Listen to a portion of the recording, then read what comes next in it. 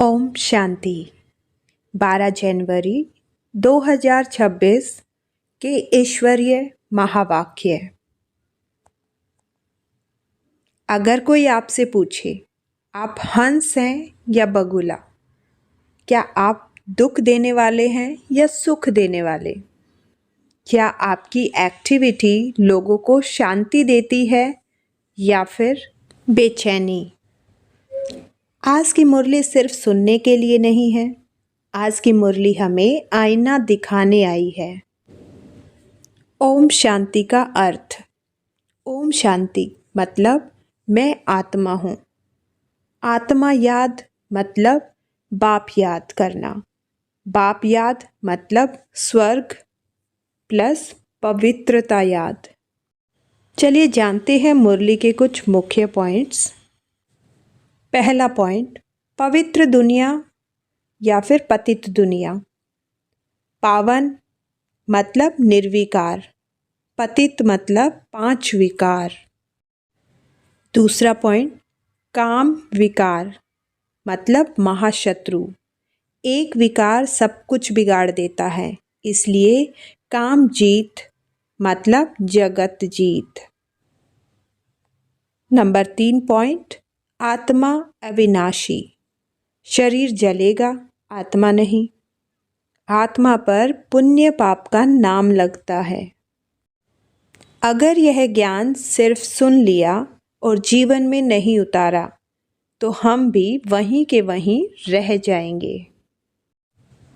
हंस मतलब सुख देने वाला, बगुला मतलब दुख देने वाला। एक्टिविटी से पहचान होती है। पॉइंट नंबर 6, पुरुषार्थ प्लस सावधानी। माया गुप्त है, इच्छा मात्रम अविद्या।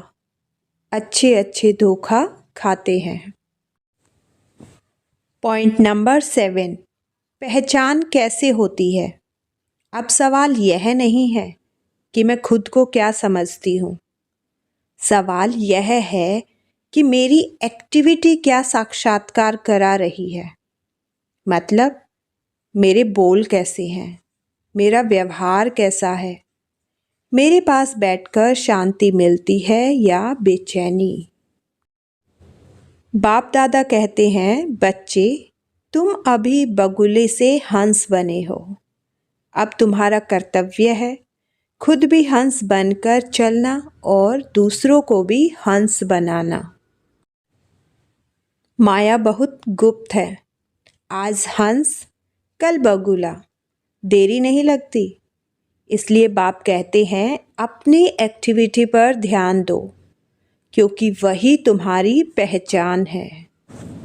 तो चलिए अब सुनते हैं मुरली को विस्तार से। ओम शांति। मीठे बच्चे, तुम्हें पावन दुनिया में चलना है, इसलिए काम महाशत्रु पर जीत पानी है। काम जीत जगत जीत बनना है। प्रश्न, हर एक अपनी एक्टिविटी से कौन सा साक्षात्कार सबको करा सकते हैं? उत्तर, मैं हंस हूँ या बगुला हूँ, यह हर एक अपनी एक्टिविटी से सबको साक्षात्कार करा सकते हैं, क्योंकि हंस कभी किसी को दुख नहीं देंगे। बगुले दुख देते हैं, वह विकारी होते हैं। तुम बच्चे अभी बगुले से हंस बने हो। तुम पारस बुद्धि बनने वाले बच्चों का कर्तव्य है सबको पारस बुद्धि बनाना। जब ओम शांति कहा जाता है तो अपना स्वधर्म याद पड़ता है। घर की भी याद आती है, परंतु घर में बैठ तो नहीं जाना है। बाप के बच्चे हैं तो जरूर अपना स्वर्ग भी याद करना पड़े। तो ओम शांति कहने से यह सारा ज्ञान बुद्धि में आ जाता है। मैं आत्मा शांत स्वरूप हूँ, शांति के सागर बाप का बच्चा हूँ। जो बाप स्वर्ग स्थापन करते हैं वह बाप ही हमको पवित्र शांत स्वरूप बनाते हैं। मुख्य बात है पवित्रता की। दुनिया ही पवित्र और अपवित्र बनती है। पवित्र दुनिया में एक भी विकारी नहीं है। अपवित्र दुनिया में 5 विकार हैं। इसलिए कहा जाता है विकारी दुनिया। वह है निर्विकारी दुनिया। निर्विकारी दुनिया से सीढ़ी उतरते उतरते फिर नीचे विकारी दुनिया में आते हैं। वह है पावन दुनिया। यह है पतित दुनिया। वह है दिन सुख। यह है भटकने की रात। यूं तो रात में कोई भटकता नहीं है, परंतु भक्ति को भटकना कहा जाता है। तुम बच्चे अब यहाँ आए हो सद्गति पाने। तुम्हारी आत्मा में सब पाप थे, 5 विकार थे। उनमें भी मुख्य है काम विकार, जिससे ही मनुष्य पाप आत्मा बनते हैं।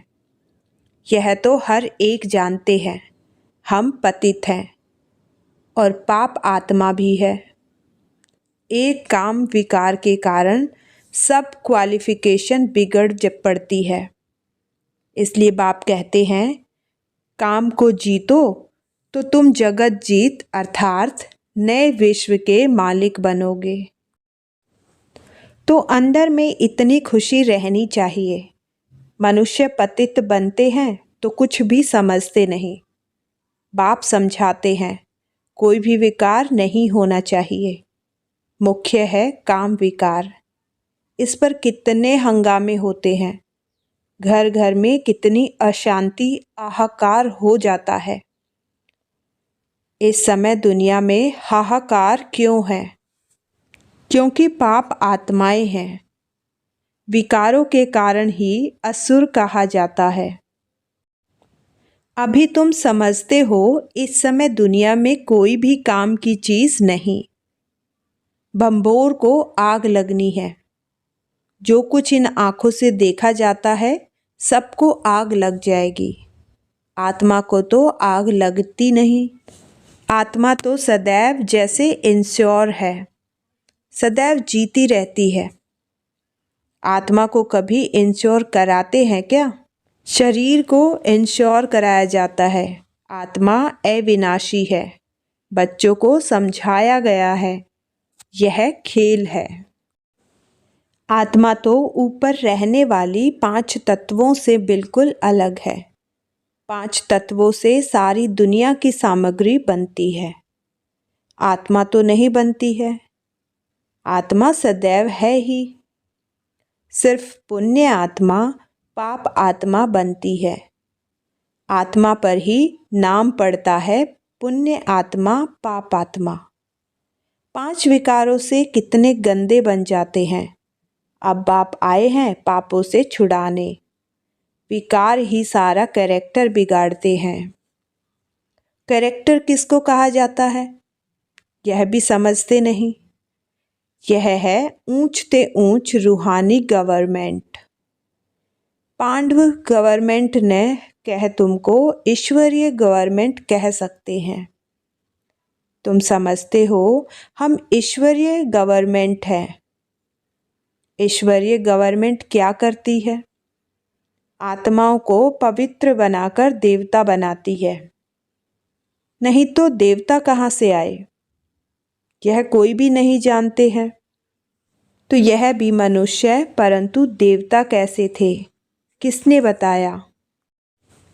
देवताएं तो होते ही हैं स्वर्ग में, तो उन्हों को स्वर्गवासी किसने बताया? स्वर्गवासी फिर जरूर नरकवासी बनते हैं, फिर स्वर्गवासी।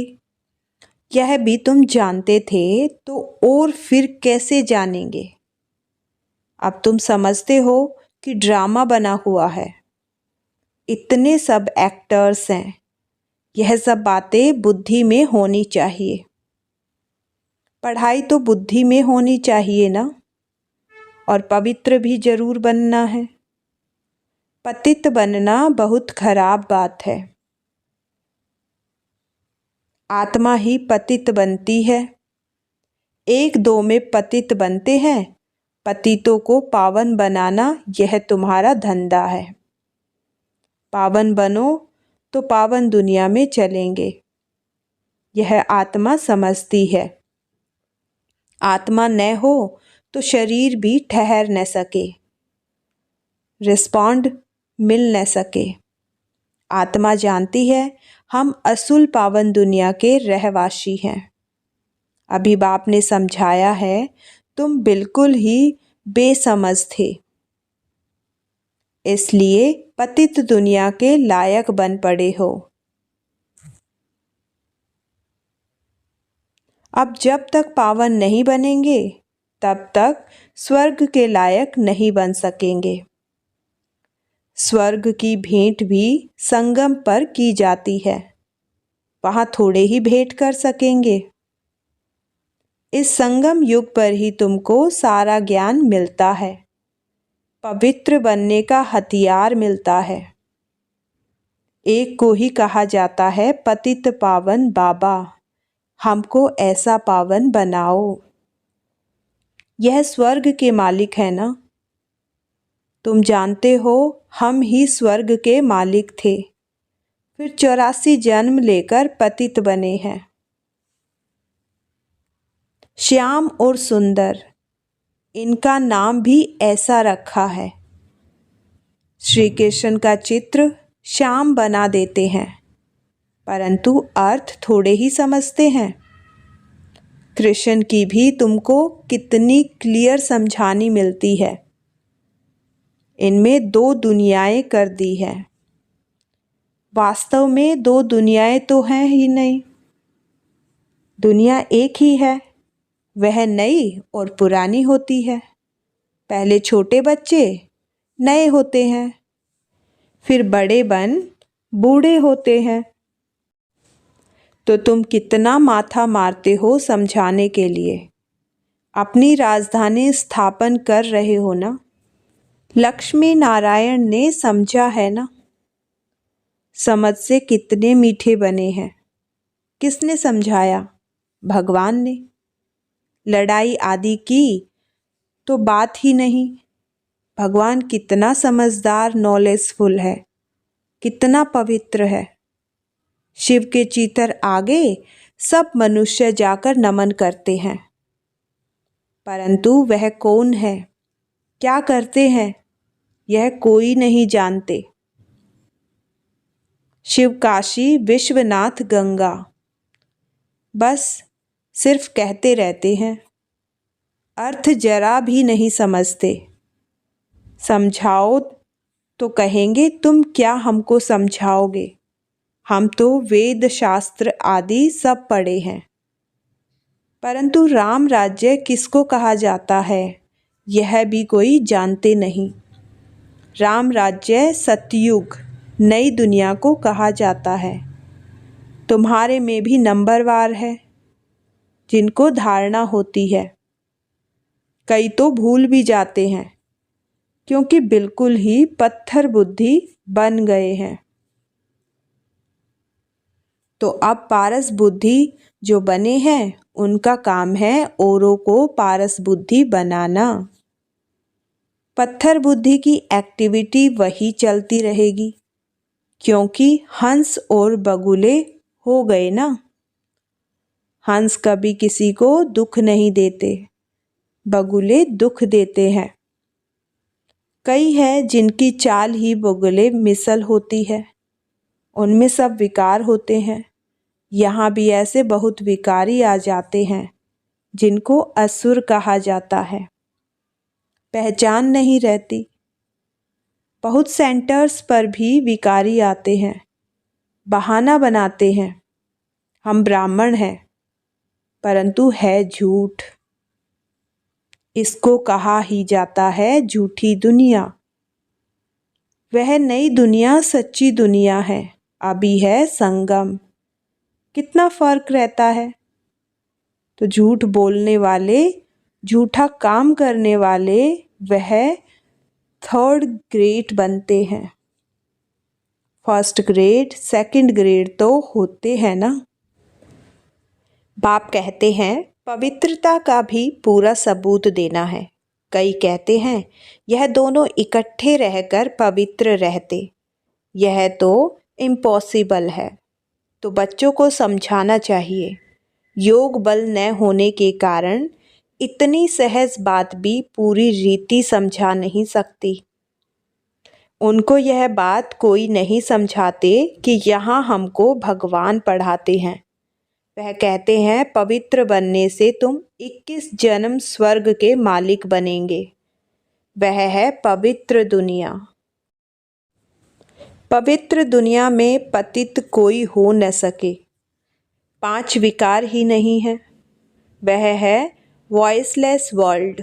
यह है विशेष वर्ल्ड। हमको सतयुग की बादशाही मिलती है तो हम एक जन्म के लिए क्यों नहीं पावन बनेंगे। जबरदस्त लॉटरी मिलती है हमको तो खुशी होती है। देवी देवता पवित्र है ना। अपवित्र से पवित्र भी बाप ही बनाएंगे। तो बताना चाहिए हमको यह टेम्पटेशन है। बाप ही ऐसा बनाते हैं। बाप बगैर तो नई दुनिया कोई बना न सके। मनुष्य से देवता बनाने भगवान ही आते हैं। जिसकी रात्रि गाई जाती है। यह भी समझाया है ज्ञान, भक्ति, वैराग्य। ज्ञान और भक्ति आधा आधा है। भक्ति के बाद है वैराग्य। अब घर जाना है। यह शरीर रूपी कपड़े उतार देने हैं। इस छीछी दुनिया में नहीं रहना है। 84 का चक्र अब पूरा हुआ। अब वाया शांति धाम जाना है। पहले पहले अल्फ की बात नहीं भूलनी है। यह भी बच्चे समझते हैं यह पुरानी दुनिया खत्म होनी है। बाप नई दुनिया स्थापन करते हैं। बाप अनेक बार आए हैं स्वर्ग की स्थापना करने। नरक का विनाश हो जाना है। नरक कितना बड़ा है, स्वर्ग कितना छोटा है। नई दुनिया में एक ही धर्म होता है। यहाँ है अनेक धर्म। एक धर्म किसने स्थापन किया? ब्रह्मा ने तो किया नहीं। ब्रह्मा ही पतित सो फिर पावन बनता है। मेरे लिए तो नहीं कहेंगे पतित सो पावन। पावन है तो लक्ष्मी नारायण नाम है। ब्रह्मा का दिन, ब्रह्मा की रात। यह प्रजापिता है ना। शिव बाबा को अनादि क्रिएटर कहा जाता है। अनादि अक्षर बाप के लिए है। बाप अनादि तो आत्माएं भी अनादि है। खेल भी अनादि है। बना बनाया ड्रामा है। सब आत्मा को सृष्टि चक्र के आदि, मध्य, अंत, ड्यूरेशन का ज्ञान मिलता है। यह किसने दिया? बाप ने। तुम 21 जन्मों के लिए धन के बन जाते हो, फिर रावण के राज्य में निधन के बन जाते हो। यहाँ से ही कैरेक्टर बिगड़ते हैं। विकार है ना। बाकी 2 दुनियाएं नहीं हैं। मनुष्य तो फिर समझते हैं नर्क, स्वर्ग सब इकट्ठे ही चलते हैं। अभी तुम बच्चों को कितना क्लियर समझाया जाता है। अभी तुम गुप्त हो। शास्त्रों में तो क्या क्या लिख दिया है। सूत कितना मुंझा हुआ है। सिवाय बाप के कोई सुलझा न सके। उन्हें ही पुकारते हैं। हम कोई काम के नहीं रहे हैं। आकर पावन बनाए, हमारे कैरेक्टर सुधारो। तुम्हारे कितने कैरेक्टर सुधरते हैं। कोई कोई के तो सुधरने बदले और ही बिगड़ते हैं। चलन से भी मालूम पड़ जाता है। आज महारथी हंस कहलाते हैं, कल बगुला बन पड़ते। देरी नहीं लगती है। माया भी गुप्त है ना। क्रोध कोई देखने में थोड़े ही आता है। भों भों करते हैं तो फिर वह बाहर निकलने से दिखाई पड़ता है। फिर आश्चर्यवत सुनंती कथंती भागंती हो जाते हैं। कितना गिरते हैं, एकदम पत्थर बन जाते हैं। इंद्रप्रस्थ की भी बात है ना, मालूम तो पड़ ही जाता है। ऐसा फिर सभा में नहीं आना चाहिए। थोड़ा बहुत ज्ञान सुना है तो स्वर्ग में आ ही जाते हैं। ज्ञान का विनाश नहीं हो सकता। अब बाप कहते हैं तुमको पुरुषार्थ कर उच्च पद पाना है। अगर विकार में गए तो पद भ्रष्ट कर देंगे, सूर्यवंशी चंद्रवंशी बनेंगे, फिर वैश्यवंशी शूद्रवंशी। अभी तुम समझते हो यह चक्र कैसे फिरता है। वह तो कलयुग की आयु ही 40,000 वर्ष रह देते हैं। सीढ़ी तो नीचे उतरनी होती है ना। 40,000 वर्ष हो तो मनुष्य ढेर हो जाए। 5,000 वर्ष में ही इतने मनुष्य हैं जो खाने को नहीं मिलता, तो इतने 1000 वर्षों में कितनी वृद्धि हो जाए। तो बाप आकर धीरज देते हैं, पतित मनुष्य तो लड़ना ही है। उन्हों की बुद्धि इस तरफ आ न सके। अब तुम्हारी बुद्धि देखो कितनी बदलती है। फिर भी माया धोखा जरूर देती है। इच्छा मात्रम अविद्या। कोई इच्छा की तो गया, वर्थ नॉट अ पेनी बन जाते हैं। अच्छे अच्छे महारथियों को भी माया कोई न कोई प्रकार से कभी धोखा देती रहती है। फिर वह दिल पर चढ़ नहीं सकते, जैसे लौकिक माँ बाप के दिल पर नहीं चढ़ते। कोई तो बच्चे ऐसे होते हैं जो बाप को भी खत्म कर देते हैं, परिवार को खत्म कर देते हैं। महान पाप आत्माएं हैं। रावण क्या कर देते। बहुत डर्टी दुनिया है। इनसे कभी दिल नहीं लगानी चाहिए। पवित्र बनने की बड़ी हिम्मत चाहिए। विश्व के बादशाही की प्राइज लेने के लिए पवित्रता मुख्य है। इसलिए बाप को कहते हैं कि आकर पावन बनाओ। अच्छा, धारणा के लिए मुख्य सार नंबर 1, माया के धोखे से बचने के लिए इच्छा मात्रम अविद्या बनना है। इस डर्टी दुनिया से दिल नहीं लगानी है। नंबर 2, पवित्रता का पूरा पूरा सबूत देना है। सबसे ऊंचा कैरेक्टर ही पवित्रता है। अपने आप को सुधारने के लिए पवित्र जरूर बनना है। वरदान, त्रिकालदर्शी स्थिति में स्थित रह सदा अचल और साक्षी रहने वाले नंबर 1 तकदीरवान भव। त्रिकाल दृष्टि स्थिति में स्थिर होकर हर संकल्प, हर कर्म करो और हर बात को देखो।